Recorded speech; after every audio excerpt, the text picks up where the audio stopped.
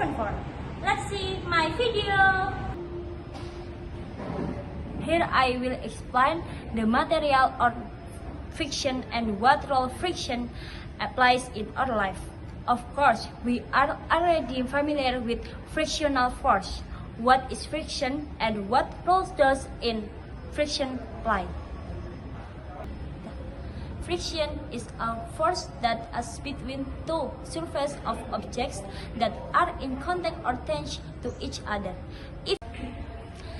As mentioned earlier, that definition of friction is a force that works between two surfaces of objects that are intelligent as other. So what are the properties of friction? The following are the properties of friction. Properties of friction force. 1. The direction of frictional force is always opposite to the direction of external force. For example, if the external force is to the left, the direction of the friction force is to the right. Conversely, if the external force is to the right, the direction of the friction force is the left. 2. Direction of the friction force always opposite to the direction of motion of the object. If object move to right, the direction style sweep to left. If the object move to down, direction style sweep to on even so next. 3. The size frictional force is influenced by the level of roughness of the surface of the object in contact. The more rough surface objects, the more big style sweep and vice versa. So what are the different types of frictional force? According to Swiss mathematician and physicist named Leonhard Euler, based on the state of the object it acts on, friction is divided into two types. Number 1, static friction. Yang 2, kinetic friction. Here we'll discuss kinetic friction and static friction. Number 1. Static motion style. According to Newton's first law on a stationary object, the resultant force action on the object is zero. Based on this law, when you push an object that is on the floor, but the object is still stationary. Of course, there is another force that opposes the pushing force you give. The force in the friction force between the bottom surface of the object and the floor. This friction force acts on a stationary object, so it is called static friction. So, static friction is the friction force acting on a stationary object. Mathematically, the formula for static friction is as follows. Number 2. Kinetic friction force.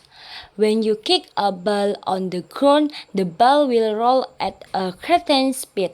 However, the longer the speed of the ball decreases and finally stop, the ball can't move due to the force of the kick. However, while moving, there is a force that inhibits the movement of the ball and reduces its speed.